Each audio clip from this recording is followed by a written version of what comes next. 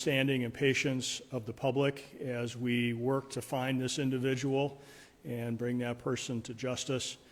We know that it's been a difficult day for not only those who have worked with those legislators, but it's also a difficult day for those in the state of Minnesota who are working through this terrible tragedy. Today we have a few speakers who are going to, again, give some updates, and we will be available to answer some questions once all the speakers have had that opportunity to say a few words. So with that, I'm going to turn it over to Superintendent Drew Evans of the BCA.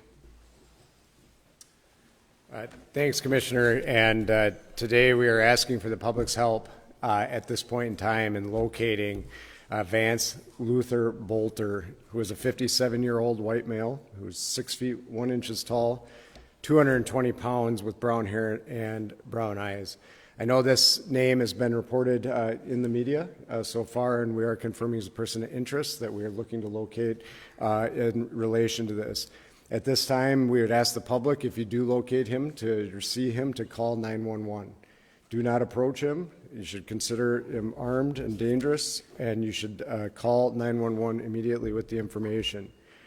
He was seen last this morning wearing light-colored cowboy hat that you can see up here in the clothing there, with dark-colored long-sleeve collared shirt or coat, light pants, and carrying a dark bag.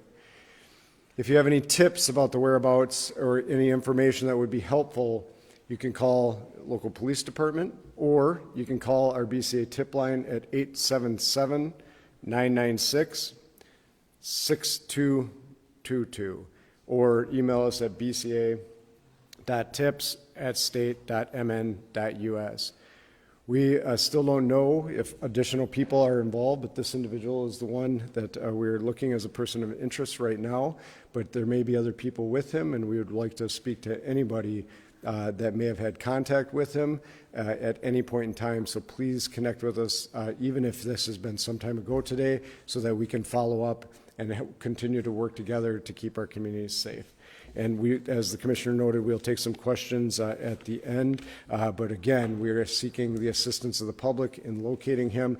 I want to continue to say, as you see, there's hundreds of law enforcement officers working on this right now for the partners that you see up here today, as well from Champlin, Brooklyn Park, the State Patrol, Hennepin County Sheriff's Office, FBI, ATF, just a myriad of partners working to try to locate this individual. And with that, I will turn it over to the mayor, and we'll answer questions at the end.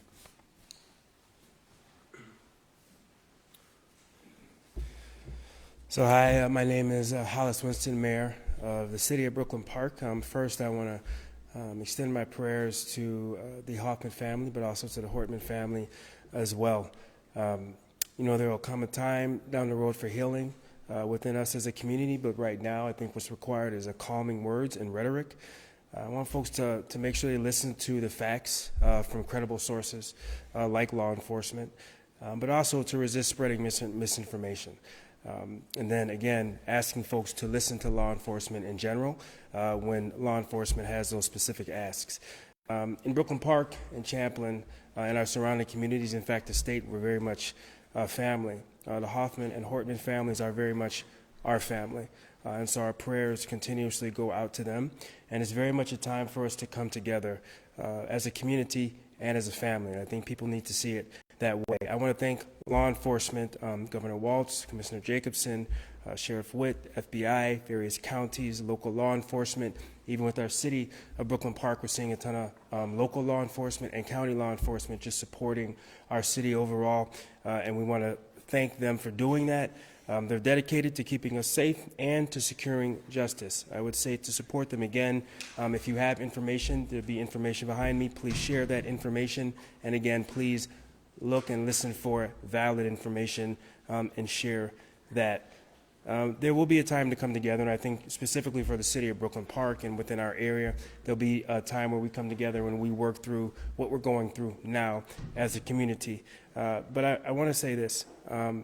You know, this individual did this to instill fear into our community, but they also wanted to create a distinct and singular point of view. When I listed all of that law enforcement coming together, that was really us as a state, as a community, from all different walks of life coming together to work on what's happening. And I received calls from folks across the state, from all different ethnicities and communities as well, with an outpouring of support. So I want you to understand that as a city, but as a state, as a community, we're very much going to come together. We're going to see this through, and we're all going to work together to figure this out. So again, I want to thank our law enforcement, and I want to turn it over to the Mayor of Champlain Park. Good afternoon. My name is Ryan Sabis, Mayor of Champlain, and on behalf of the City of Champlain, our Police Department, and our City Council, I want to extend a heartfelt thoughts and prayers to Senator John Hoffman and Representative Melissa Hortman and their families. We are deeply saddened by the senseless act of violence, and our hearts are with all those that have been affected. Our police department is working close partnership with state, local, and federal agencies to pursue this active investigation. We are incredibly grateful for their swift and responsible professional response and for the collaboration of commitment of every officer involved. We ask everyone to stay attentive, report anything that feels concerning, and most of all, continue to show kindness, respect, and care for one another. This is how we move forward together. And again, thank you all for being here. And again, I think Mayor Winston said it well that Hoffman family and the Hortman family are very much part of our communities, part of our fabric of our communities. And we really wish the families all the best. Thank you. As folks have said, we'll take a few questions. Please don't forget to, in the first question, introduce yourself, your immediate organization with whom you're with, and if you have a question for a specific individual, call that out. Thank you.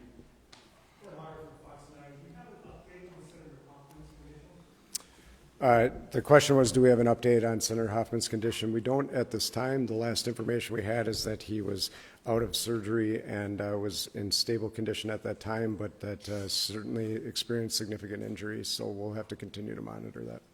You said person of interest, so not a suspect, or is He's a suspect, one and the same for this particular case at this point in time. okay, so we can say suspect. You can say suspect. Adam Buxer with WCCO News. You know this guy. It was at least I think it was some sort of security company, according to its own website, that has highly trained security individuals. Can you speak to the level of knowledge this person might have about, using a gun or different security tactics that might separate him from a typical person walking down the street? Yes, so the question was regarding the sophistication of the individual based on reports that he owned a security company. I certainly can't get into the details of the investigation. That'll all be part of that, and we'll explore all of that. We're aware of the connections that you reference, and the team will be dissecting that between the investigators, Brooklyn Park Police Department, and all of the state, the local, and federal partners that are working on that. Certainly, an individual will have some familiarity if that's the line of work that they're in with some of the tactics that you noted, but we'll be exploring that more fully. One question about the photo that we're seeing in the cowboy hat and the jacket. Is that photo taken today? That photo is today. And is it from a ring camera at the residence of either of our alumni?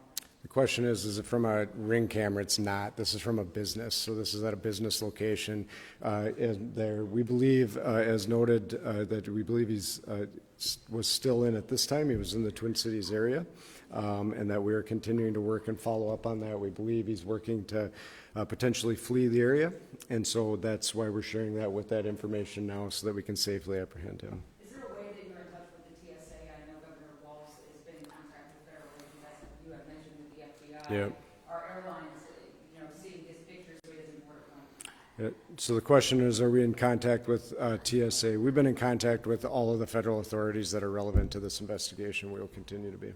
Are you able to share the time or location that photo was taken today? The question is, can I share the time and location? This was this morning when this was taken. It was in the city of Minneapolis. That's at this point, I think, all that we can share as we work to follow up on that. We'll Are there any surveillance or ring camera video from either of the residents where the shooting takes place? The question is, there's surveillance or ring camera. We do have various video from different locations. I don't want to get into specifics as part of the active investigation, but there is video that has been obtained by the investigators. Can you talk about some of the other locations that you guys are working on, Green Isle, maybe Holy Night, Fremont, and Minneapolis? So Yeah, we can, the question is, can we talk about some of the other locations? You know, because their teams are very active as part of an active investigation, I can't talk about the specifics. What I will tell you is the two locations you noted, in Minneapolis and in Green Isle, they are related to this investigation and the follow-up that the teams are doing. I'm going to give Ellen, I'm sorry, we're going to give it to Ellen, and then we're going to have one more question. Can you talk a little bit more about the manifesto and what kind of motivation it might be, there might be? We're told that there might be some pro-choice lawmakers on this manifesto. That has anything to do with the motivation here? At this point in time, it'd be premature. The question was, is the manifesto and the information that we have received, is their motivations? We are working diligently on that. There's certainly some indications within that, but there's not specifics enough. We have been, this is a very active and fluid investigation. Throughout the day, as you've been waiting and these teams have been out working out in the field, and they have been gathering more documents and information, so it would be premature for me at this point to really say exactly what the motivation might be from these writings, but we will be continuing to work on that and provide that information when we're able. Did they know each other? Like, did this man know either Hortman or Senator Hoffman in any capacity? The question is, do they know each other in any capacity? We are still exploring that. There's certainly some overlap with some, public meetings, I will say, with Senator Hoffman and the individual, but we don't know the nature of the relationship or if they actually knew each other. All right, thank you. Thanks, everybody.